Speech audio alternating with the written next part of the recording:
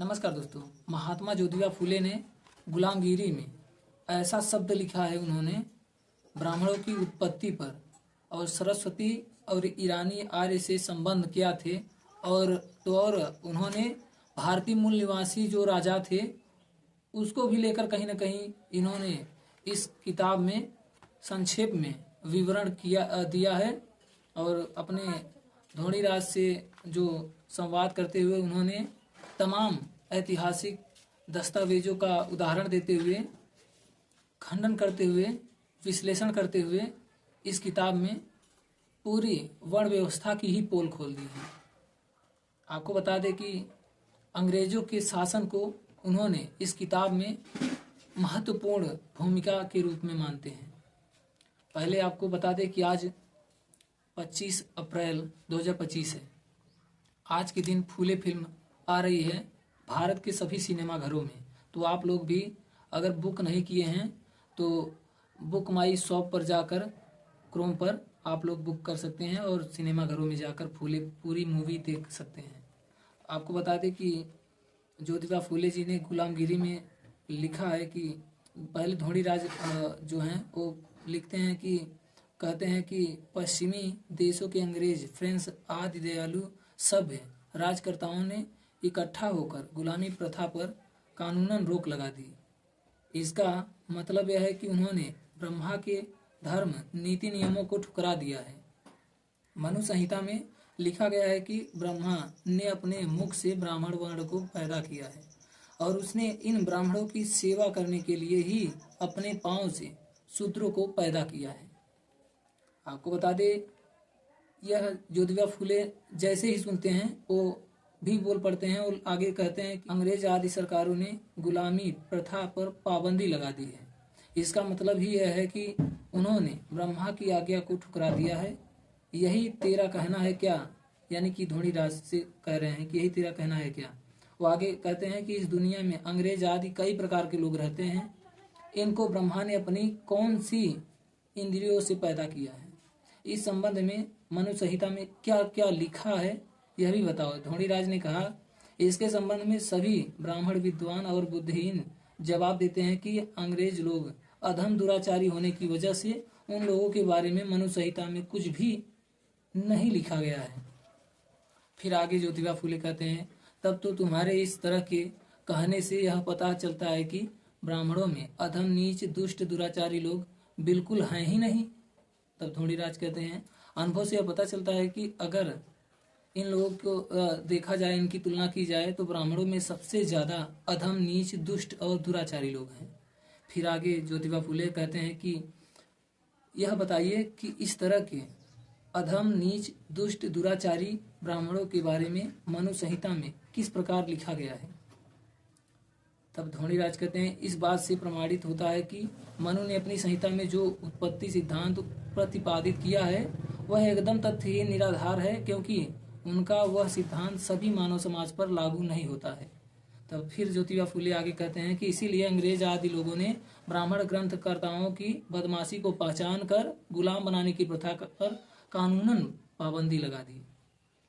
यदि यह ब्रह्मा तमाम मानव की उत्पत्ति के लिए सही में कारण होता तो उन्होंने गुलामी प्रथा पर पाबंदी नहीं लगाई होती। मनु ने 4 वर्णों की उत्पत्ति लिखी है। यदि इस उत्पत्ति को कुल मिलाकर सभी दृष्टिकोणों से तुलना करके देख लिया जाए तो वह तुमको पूरी तरह से तथ्य निराधार ही दिखाई देगा। तो धोनीराज कहते हैं, मतलब वह कि किस प्रकार से।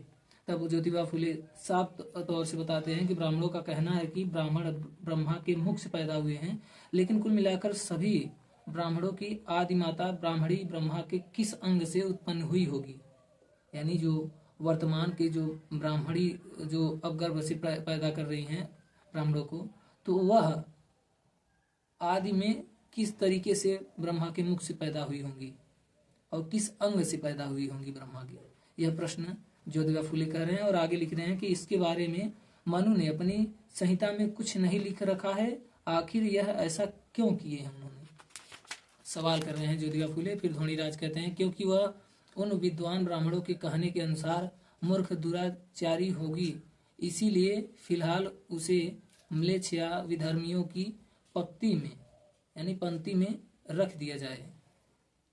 तब आगे ज्योतिबा फूले कहते हैं कि हम भूदेव हैं। वो लोग कहते हैं जिसे हम भूदेव हैं, हम सभी वर्णों में श्रेष्ठ हैं। यह भी बात हमेशा बड़े गर्व से कहने वाले इन ब्राह्मणों को जन्म देने वाली आदि माता ब्राह्मणी ही है ना। फिर तू उसको म्लेच्छों की पंक्ति में किस लिए रखता है? उसको वहाँ की शराब और गोमांस की बदबू कैसे पसंद आएगी? बेटे तू यह बड़ी गलत बात बोल रहा है। तब धोनीराज कहते हैं आप ही कई बार सभाओं में व्याख्याओं में कहते हैं कि ब्राह्मणों के आदि वंशज जो ऋषि थे वे श्राद्ध के बहाने गौ की हत्या करके गाय के मांस से कई प्रकार के पदार्थ बनवाकर खाते थे।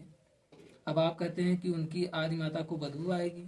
इसका मतलब क्या है? आप अंग्रेजी राज के दीर्घजीवी होने की कामना करते हैं और कुछ दिन के लिए रुक जाइए ऐसा कहते हैं। तब आपको दिखाई देगा कि आज के अधिकांश मालिक भिक्षुक ब्राह्मण जो हैं इस तरह का प्रयास करेंगे कि रेसिडेंट गवर्नर आदि अधिकारियों की ज़्यादा से ज़्यादा मेहरबानी हो।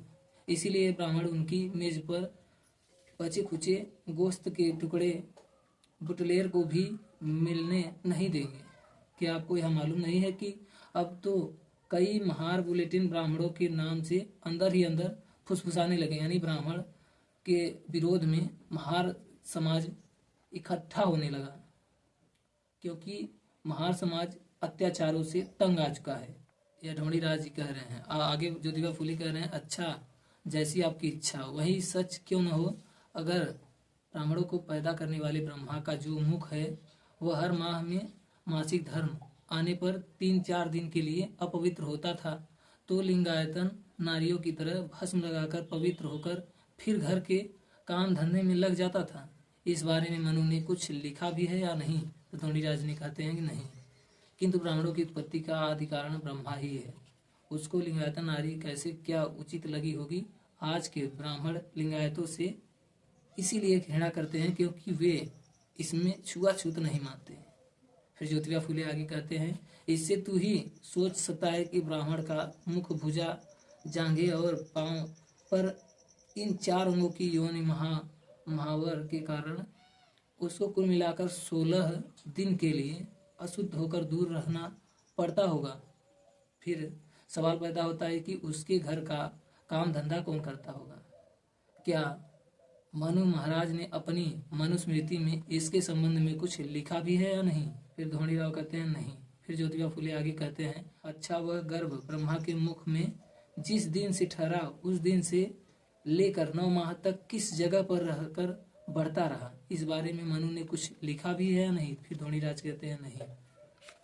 फिर आगे ज्योतिबा फूले कहते हैं फिर जब यह ब्राह्मण बालक पैदा हुआ उस नवजात शिशु को ब्रह्मा ने अपने स्तन का दूध पिलाया या बाहर का दूध पिलाकर छोटे से बड़ा किया, इस बारे में भी मनु महाराज ने कुछ लिखा भी है या नहीं? फिर धोनीराज कहते हैं नहीं। फिर आगे ज्योतिबा फूले कहते हैं कि वास्तव में हर दृष्टि से सोचने के बाद हम इस निर्णय पर पहुंचते हैं कि ब्राह्मण लोग समुद्र पार जो ईरान नाम का देश है वहाँ के मूल निवासी हैं। पहले के जमाने में उन्हें ईरानियई या आर्य कहा जाता है। इस मत का प्रतिपादन कई अंग्रेजी ग्रंथकारों ने उन्हीं के ग्रंथों के आधार पर किया है। सबसे पहले उन आर्य लोगों ने बड़ी बड़ी टोलियां बनाकर इस देश में आकर कई बर्बर हमले किए और यहाँ के मूल निवासी राजाओं के प्रदेशों पर बार बार हमले करके बड़ा आतंक फैलाया था। फिर बटु यानी कि बामन के बाद आर्य यानी कि ब्राह्मण लोग का ब्रह्मा का नाम मुख्य अधिकारी हुआ।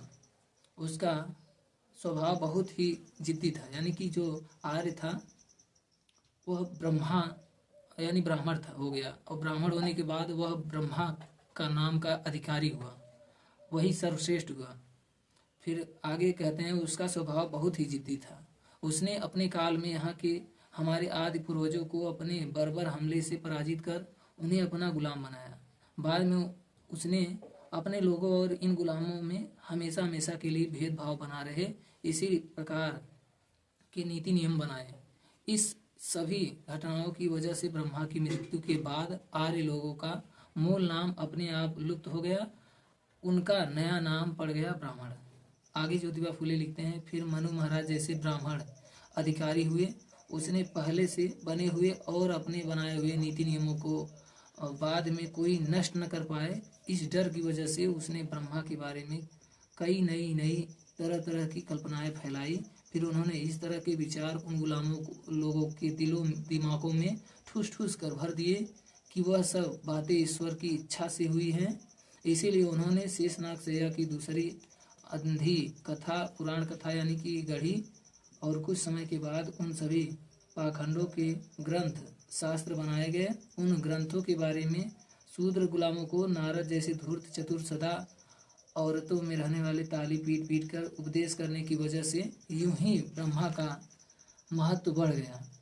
अब हम इस ब्रह्मा के बारे में, शेषनाग शैया करने वाले के बारे में खोज करने लगे तो उससे हमें छदाम का फायदा तो होगा नहीं, बल्कि हम दोनों का बड़ा कीमती समय व्यर्थ में खर्च हुआ।